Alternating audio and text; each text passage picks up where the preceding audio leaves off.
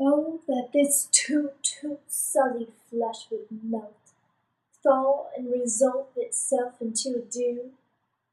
Or that the everlasting had not fixed its cannon 'gainst self-slaughter! O God, God!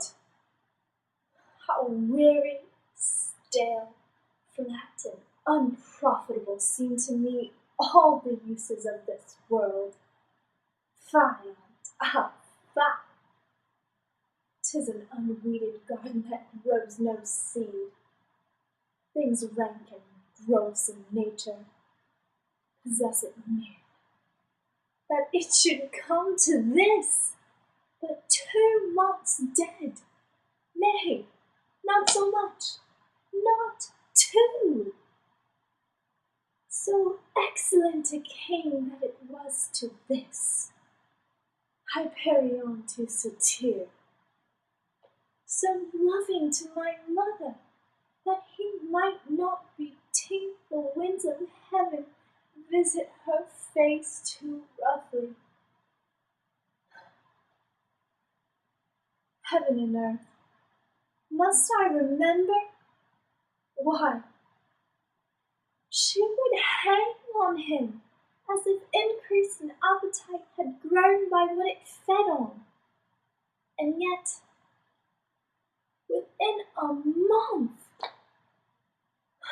let me not think on it. Frailty, thy name is woman. A little month, or ere those shoes were old with which she followed my poor father's body, like Niobe, all tears. Why she, even she, oh God, a beast that wants discourse of reason, would have mourned longer, married with my uncle, my father's brother, but no more like my father than I to Hercules.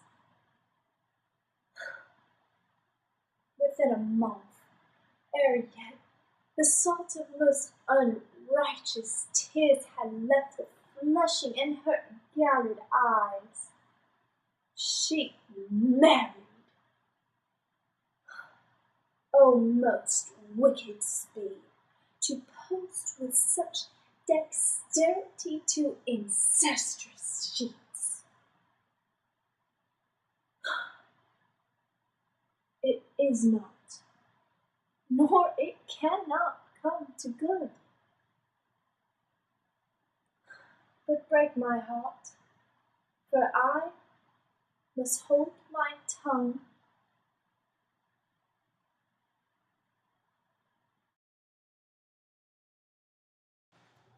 Ay, so, good-bye to you. Now I am alone. Oh, what a rogue and peasant slave am I! Is it not monstrous that this player here, but in a fiction and a dream of passion, could force his soul to his own conceit, that from her working all his visage waned, tears in his eyes, distraction in his aspect, a broken voice, and his whole function suiting with forms to his conceit, and all for nothing, for Hecuba! What's Hecuba to him, or he to Hecuba, that he should weep for her? What would he do, had he the motive and the cue for passion that I have? He would drown the stage with tears, and cleave the general ear with horrid speech, make mad the guilty and appall the free, confound the ignorant and amaze indeed the very faculties of eyes and ears. Yet I, a dull and muddy melted rascal, peep like Jonah dreams unpregnant of my cause, and can say nothing, no, not for a king upon whose property and most dear life a damned defeat was made. Am I a coward? Who calls me a villain? breaks my pater cross, plucks off my beard and blows it in my face, tweaks me by the nose, gives me the live throat as deep as the lungs? Who does me this? Swounds, I should take it, for it cannot be, but I am pigeon-livered and lack gall to make oppression bitter. Or ere this I should have fatted all the region kites with the slaves afall. Bloody bawdy villain! Oh, vengeance! Why, what an ass am I? This is most brave that I, the son of a dear father murdered, prompted to my revenge by heaven and hell, must, like a whore, unpack my heart with words, and fall a-cursing like a very drab a scullion, fie upon foe, about my brains. I have heard that guilty creatures sitting at the play have, by the very cunning of the scene, been struck so to the soul that presently they have proclaimed their malefactions. For murder, though it have no tongue, will speak with most miraculous organ. I'll have these players play something like the murder of my father before mine uncle. I'll observe his looks, I'll tint him to the quick. If it do blench, I'll know my course. The spirit that I have seen may be the devil, and the devil hath power to assume a pleasing shape, yea, perhaps, out of my weakness and my melancholy. As he is very potent with such spirits, abuses to damn me. I'll have grounds more relative than this. The play is the thing wherein I'll catch the conscience of the king.